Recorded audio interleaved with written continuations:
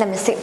ഓരോ ഭക്തനും തന്റെ ആരോഗ്യസ്ഥിതിയും ശാരീരിക അവസ്ഥയും വിലയിരുത്തി വേണം തീർത്ഥാടനത്തിന് പരമ്പരാഗത ദീർഘദൂരം കാനനപാതകൾ തിരഞ്ഞെടുക്കാനെന്ന് വിജിലൻസ് DFO വിനോദ് കുമാർ സത്രം പുല്ലുമേട് വഴിയുള്ള കാനനപാതയിലെ സുരക്ഷാ പരിശോധനയ്ക്ക് ശേഷം സംസാരിക്കുകയായിരുന്നു അദ്ദേഹം. ഞാൻ വിനോദ് കുമാർ, ഇടുക്കി വിജിലൻസ് DFO ആണ്. ശബരിമലയിലെ സത്രം മുതൽ സന്നിധാനം വരെയുള്ള ഈ 12 കിലോമീറ്റർ ദൂരം എല്ലാവിധ സുരക്ഷയും വനം വകുപ്പ് ഭക്തർക്ക് വേണ്ടി ഒരുക്കുന്നുണ്ട്.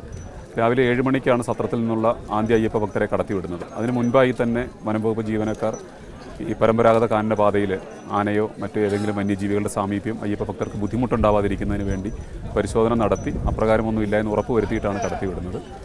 തിരിച്ച് സന്നിധാനത്തിൽ നിന്നാണെങ്കിൽ രാവിലെ 9 മണിക്ക് ഇതേപോലെ തന്നെ ഈ റൂട്ട് സേഫാണെന്ന് ഉറപ്പ് വരുത്തി മാത്രം കടത്തിവിടുന്നുണ്ട്.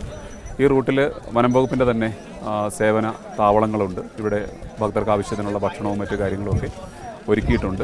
ഭക്തരോടുള്ള പ്രത്യേകിച്ച് റിക്വസ്റ്റ് എന്താണെന്ന് വെച്ചാൽ, സത്രം വഴി കയറി വരുമ്പോൾ രാവിലെ 7 മണി മുതൽ 12 മണി വരെ പ്രവേശനം ഉണ്ടെങ്കിലും പലപ്പോഴും പ്രായമായ അയ്യപ്പ ഭക്തരും കൊച്ചുകുട്ടികളുമൊക്കെ 12 മണിക്ക് നടക്കാൻ തുടങ്ങിയാൽ സന്നിധാനത്ത് എത്തുമ്പോഴേക്കും രാത്രിയാവുന്നു, ലേറ്റ് ആവുന്നു, അങ്ങനെയൊക്കെയുള്ള പല പ്രശ്നങ്ങളും ഉണ്ടായി വരുന്നുണ്ട്. അതുകൊണ്ട് അത്തരത്തിലുള്ള ആളുകൾ, പ്രായമായവരോ കുട്ടികളൊക്കെ ഉണ്ടെന്നുണ്ടെങ്കിൽ കഴിയുന്നതും രാവിലെ തന്നെ ഈ പാതയിൽ കൂടി വരാനായിട്ട് ശ്രദ്ധിക്കേണ്ടതാണ്.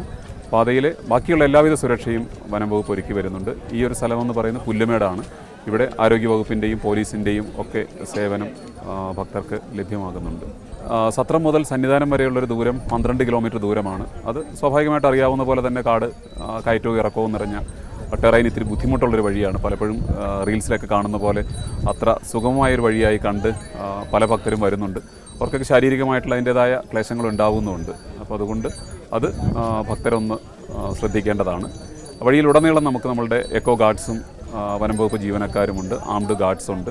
അത്തരത്തിലുള്ള വന്യജീവികളിൽ നിന്നുള്ള സുരക്ഷ 100% വനം വകുപ്പ് ഭക്തർക്ക് ഒരുക്കുന്നുണ്ട്. പക്ഷെ എന്നിരുന്നാലും ഭക്തരുടെ ആരോഗ്യവും മറ്റു കാര്യങ്ങളും അവർ തന്നെ വിലയിരുത്തിയാണ് ഇത്തരത്തിലുള്ള പരമ്പരാഗത ദീർഘദൂര പാതകൾ തിരഞ്ഞെടുക്കേണ്ടതെന്ന് പ്രത്യേകം അറിയിക്കുന്നു.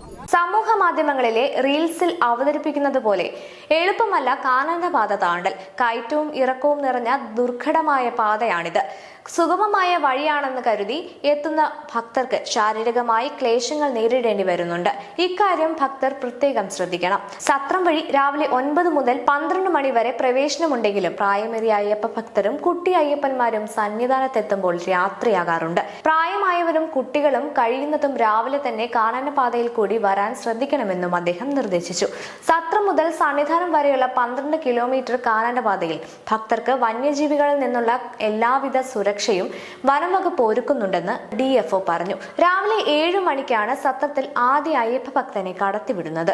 ഭക്തർക്ക് കാനനപാതയിൽ പ്രവേശനം അനുവദിക്കുന്നതിന് മുൻപ് വനം വകുപ്പ് ഉദ്യോഗസ്ഥർ പാതയിൽ പരിശോധന നടത്തി ഭക്തർക്ക് ബുദ്ധിമുട്ടുണ്ടാകാത്ത വിധത്തിൽ വന്യമൃഗങ്ങളുടെ സാമീപ്യം ഇല്ലെന്ന് ഉറപ്പാക്കും. തിരിച്ച് സന്നിധാനത്ത് നിന്ന് രാവിലെ 9 മണി മുതൽ ആരംഭിക്കുന്ന മടക്കയാത്രയിലും യാത്ര സുരക്ഷിതമാണെന്ന് ഉറപ്പാക്കിയ ശേഷമാണ് ഭക്തരെ കയറ്റിവിടുന്നത്.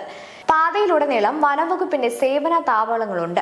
പുല്ലുമേടിന് സമീപം ഭക്തർക്കുള്ള ഭക്ഷണ സൗകര്യം വനംവകുപ്പിന്റെ നേതൃത്വത്തിൽ ഒരുക്കിയിട്ടുണ്ട്.